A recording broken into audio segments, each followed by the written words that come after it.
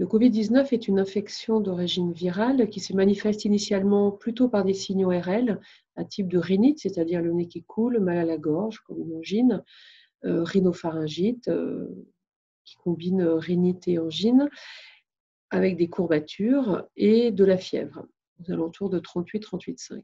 Il peut évoluer défavorablement vers une pneumonie qui peut elle-même devenir une pneumonie sévère avec un risque de syndrome de détresse respiratoire aiguë qui amène les patients en réanimation. Mais c'est également une maladie qui est assez protéiforme dans son expression clinique, puisqu'on a décrit des complications cardiaques à type de myocardite, des complications neurologiques à type d'encéphalite, des complications dermatologiques que l'on appelle des vascularites avec des lésions comme des engelures au bout des doigts, et il peut y avoir également une atteinte rénale avec une insuffisance rénale aiguë.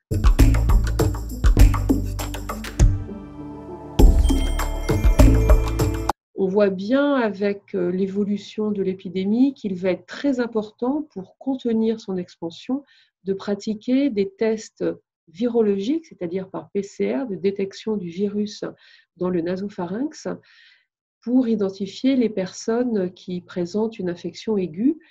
Et cette politique de test virologique devra également être appliquée aux personnes contacts de ces personnes infectées, de façon à pouvoir maintenir une concentration d'épidémie et éteindre des foyers secondaires, donc une transmission du virus à d'autres personnes. La question qui se pose actuellement, c'est l'utilisation des tests sérologiques, c'est-à-dire les tests qui permettent de détecter la présence d'anticorps dans le sang, et en particulier des anticorps neutralisants qui permettraient de se protéger contre une nouvelle infection. À ce jour, il n'y a pas encore de position claire sur l'utilisation de ces tests sérologiques dans la prise en charge des personnes infectées ou à risque d'infection.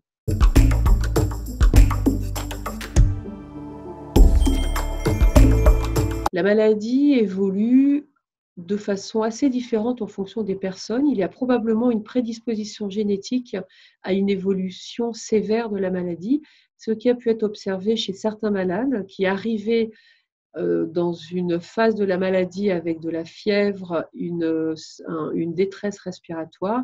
C'était l'installation de ce que l'on appelle un orage cytokinique, c'est un orage inflammatoire, c'est-à-dire une réaction inflammatoire exacerbée du corps humain face à cet agent infectieux, donc qui est le coronavirus.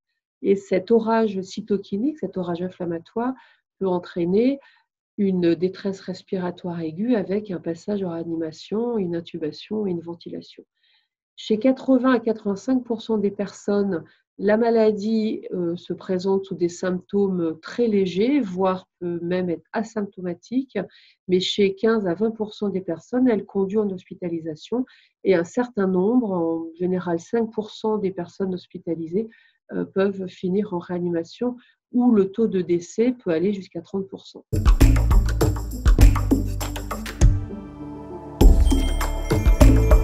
Il y a beaucoup de pistes vaccinales qui sont à l'étude, plusieurs dizaines d'essais à travers le monde.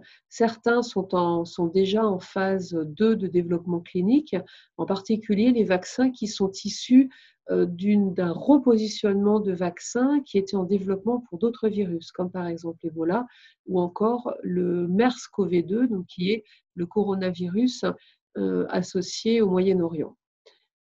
Pour l'instant, aucune de ces pistes n'est extrêmement avancée. Il faudra probablement 1 an et demi à 2 ans avant d'avoir accès à un vaccin. Et en France en particulier, il y a un vaccin qui est développé à partir du vaccin de la rougeole à l'Institut Pasteur, qui est donc adapté pour apporter une réponse vaccinale au SARS-CoV-2.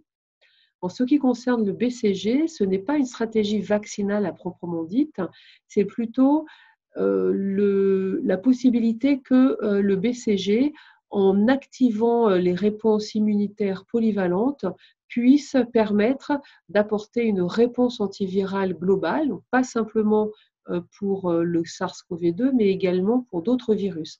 Donc c'est l'utilisation des propriétés de ce vaccin qui pourrait être intéressante pour promouvoir une réponse antivirale globale.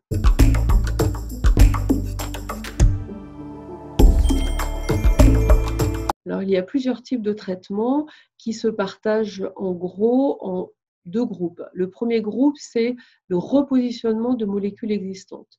Comme il y a une phase virale dans l'infection, il y a des molécules antivirales qui sont en test, certaines molécules utilisées dans le VIH, d'autres molécules utilisées dans la maladie Ebola.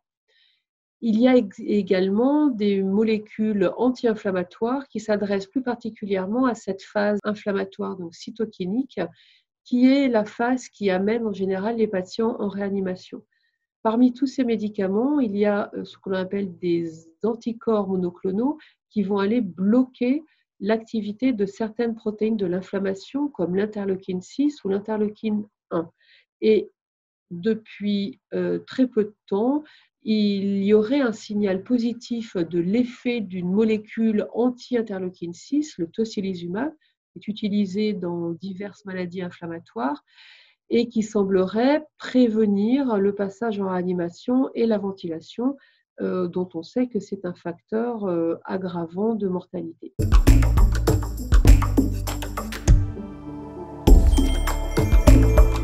Pour les patients qui ont développé une maladie Covid et qui en sont guéris, on ne sait pas encore à ce jour s'ils vont présenter des séquelles. Il semblerait toutefois que quand l'atteinte Covid pulmonaire était sévère, il puisse persister des complications à type de fibrose, des séquelles fibrosantes du poumon. Quant aux autres complications, que ce soit des complications neurologiques, dermatologiques, etc., il est encore trop tôt pour savoir si à moyen ou long terme, les personnes qui ont guéri en garderont des séquelles.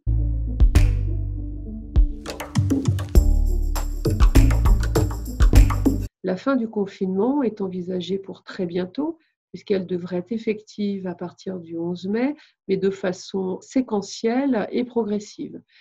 Pour envisager la fin du confinement, il faut déjà que l'épidémie ait été contrôlée dans son ensemble, c'est-à-dire que le taux de transmission d'un patient à un autre soit inférieur à 1, c'est-à-dire qu'il y ait moins de 1 patient contaminé par patient infecté.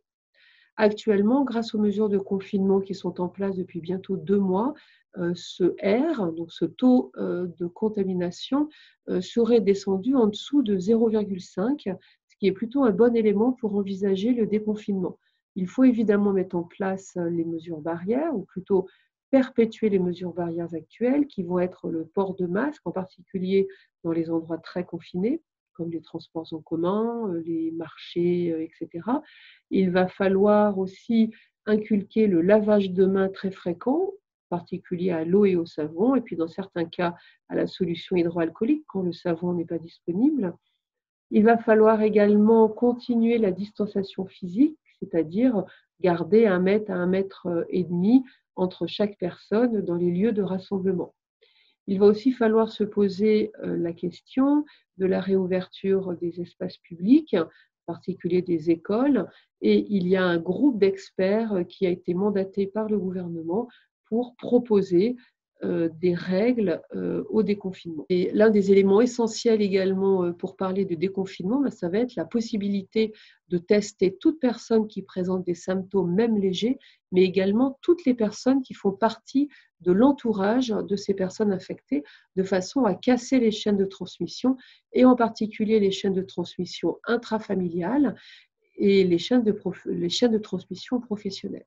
C'est pour ça que l'AP-HP a mis en place un service qui s'appelle Covisan et Covisan Pro, qui devrait permettre de dépister toute personne infectée, l'entourage, et surtout de proposer des mesures de distanciation physique quand il n'est pas possible d'isoler les malades de leur famille ou de leurs collègues de travail.